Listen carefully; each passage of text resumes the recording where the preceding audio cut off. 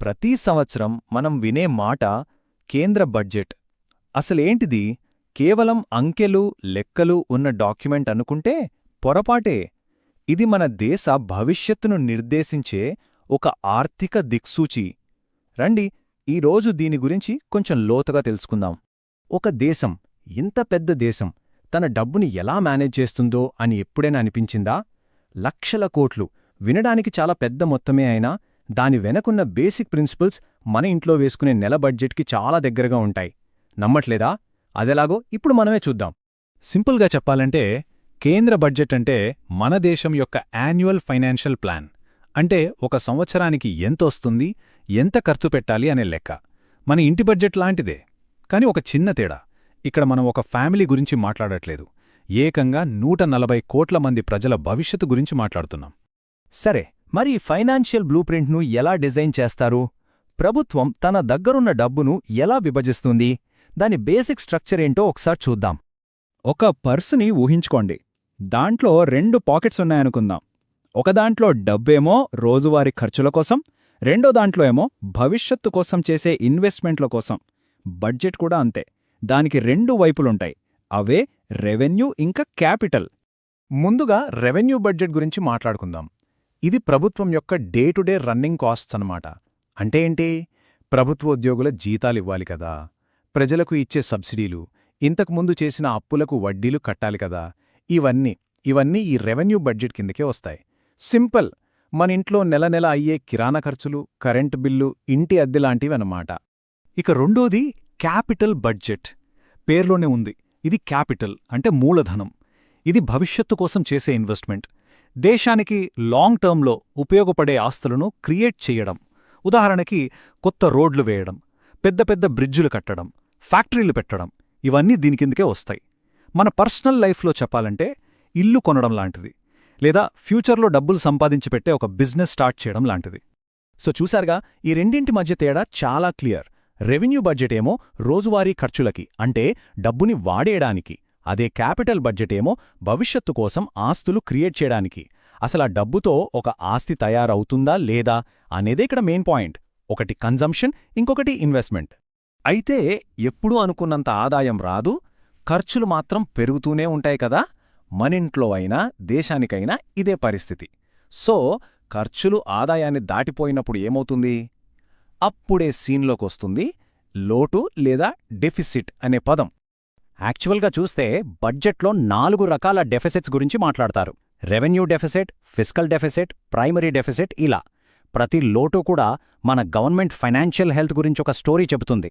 అయితే మనం కన్ఫ్యూజ్ అవ్వాల్సిన పనిలేదు. వీటన్నిట్లోనూ అత్యంత ముఖ్యమైనది, అందరూ మొత్తం ప్రపంచం చూసేది ఒక్కటే. అదే ఫిస్కల్ డెఫిసిట్. తెలుగులో కోసేలోటు అంటాం. ఎకనమిస్టులు, స్టాక్ మార్కెట్లు, ఇంటర్నేషనల్ ఏజెన్సీలు అందరి కళ్ళు ఈ ఒక్క నంబర్ మీదే ఉంటాయి. అసలింతకీ ఏంటి ఈ ఫిస్కల్ డెఫిసిట్? చాలా సింపుల్.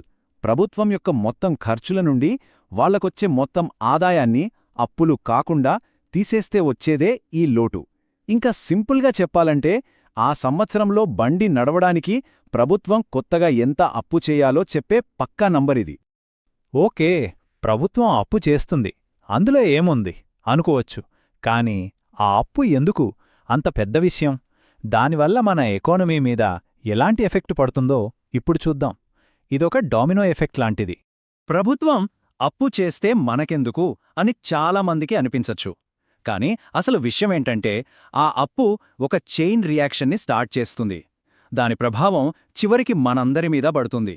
అదెలాగో చూద్దాం. ఈ చైన్ రియాక్షన్ను ఒకసారి చూడండి. ఫస్ట్ స్టెప్, ప్రభుత్వానికి లోటు ఎక్కువైంది, అంటే డబ్బులు కావాలి. ఏం చేస్తుంది? మార్కెట్ నుండి అప్పు తీసుకుంటుంది. ఇప్పుడు ప్రభుత్వం అంత పెద్ద మొత్తంలో అప్పు తీసుకుంటే మార్కెట్లో డబ్బుకి డిమాండ్ పెరుగుతుంది. డిమాండ్ పెరిగితే ఏమవుతుంది? వడ్డీ రేట్లు పెరుగుతాయి. దానివల్ల మన హోమ్ లోన్లు, కార్ లోన్లు, బిజినెస్ లోన్లు అన్నీ కాస్ట్లీ అయిపోతాయి. ఎప్పుడైతే లోన్లు కాస్ట్లీ అవుతాయో ప్రైవేట్ కంపెనీలు కొత్త ప్రాజెక్టులలో ఇన్వెస్ట్ చేయడానికి ఆలోచిస్తాయి. దీంతో దేశ ఆర్థిక వృద్ధి స్లో అవుతుంది. అంతేకాదు, ఇంకో పెద్ద ప్రాబ్లం కూడా ఉంది. ఈరోజు ప్రభుత్వం చేసే అప్పు రేపు మన పిల్లల తీర్చాల్సిన భారం అవుతుంది. అంటే ఫ్యూచర్లో ఈ అప్పులు కట్టడానికే ఎక్కువ పన్నులు కట్టాల్సి రావచ్చు. లేదా ఇంకా దారుణమైన పరిస్థితి ఏంటంటే, దేశం అప్పులు కట్టలేని స్థితికి అంటే డీఫాల్ట్ అయ్యే ప్రమాదం కూడా ఉంటుంది. సరే, ఈ అప్పుల సమస్యను ఇలాగే వదిలేయలేరు కదా. దీన్ని కంట్రోల్లో పెట్టడానికి ప్రభుత్వం తనను తాను కంట్రోల్ చేసుకోవడానికి కొన్ని రూల్స్ పెట్టుకుంది. అవేంటో చూద్దాం.